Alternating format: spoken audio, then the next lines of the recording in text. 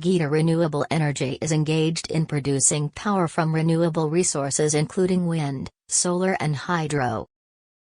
The company was incorporated in 2010 and is based in Gummidipundi, Tamil Nadu.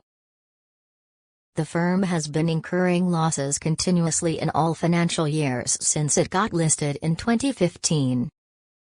It turned profitable in the March quarter 2021 quarter when it posted a profit of 15 lakh rupees. In the June quarter, the net profit rose to 36 lakh rupees.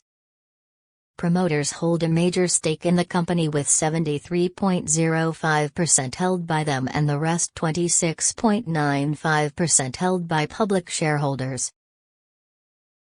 Jsw Energy is one of the largest power sector producing companies in India that has a generating capacity of 4,543 MW with a combination of thermal power, hydel power and solar power.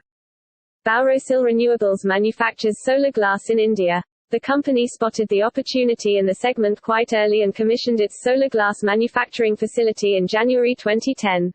Reportedly, the demand for solar glass in India stands at 650 tons per day, of which 60% is met with imports from Malaysia and China and rest 40% is fulfilled by Borosil, which is said to be the only solar glass manufacturer in India.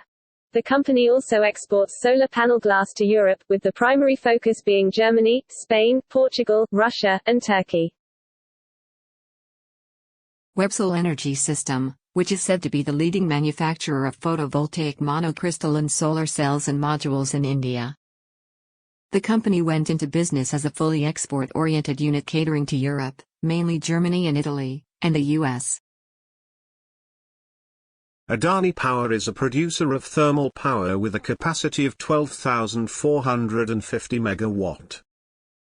It also operates a mega solar plant of 40 MW at Bitter, Kutch district of Gujarat along with other coal-based power plants in the state.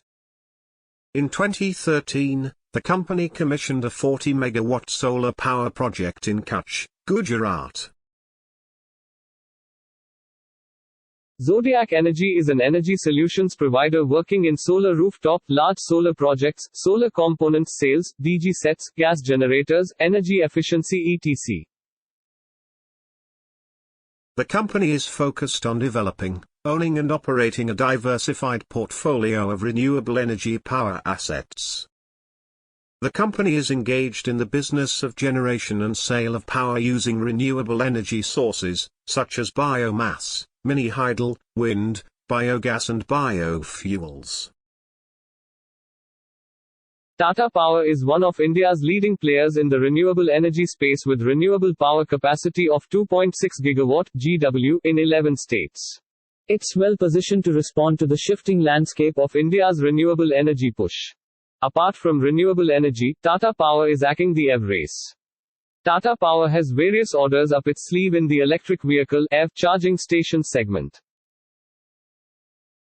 The largest electricity producer in India has pivoted toward green energy as pressure mounts to reduce coal usage because of the fuel's role in global warming and its harmful impact on environment and human health.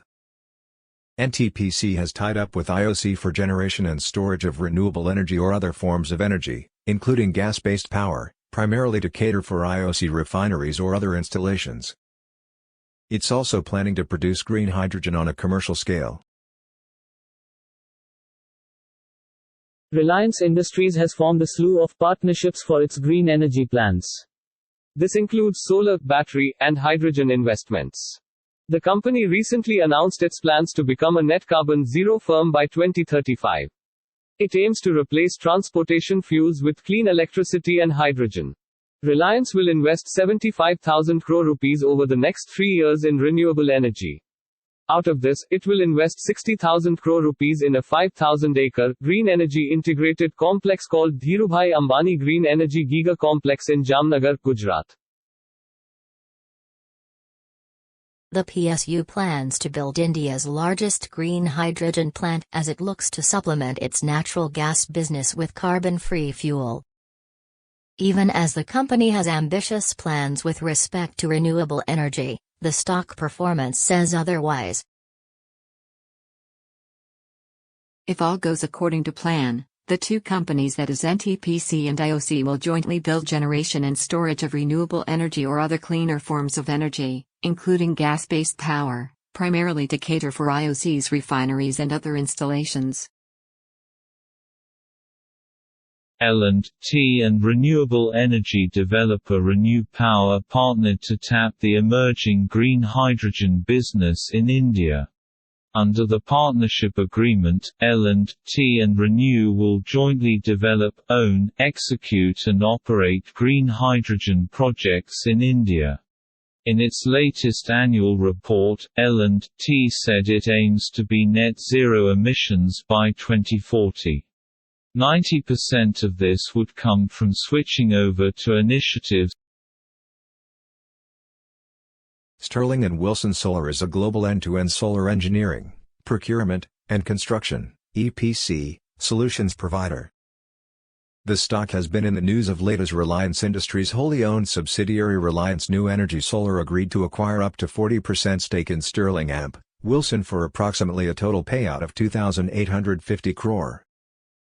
An important factor one should note here is that Sterling and Wilson's profitability continues to remain impacted due to challenging environment across the entire solar industry value chain.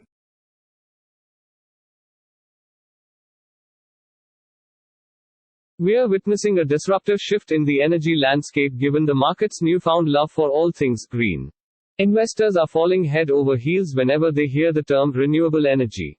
You'll agree when we say energy transition from fossil fuels towards greener, more environmentally friendly sources is set to be the biggest investment theme of this decade.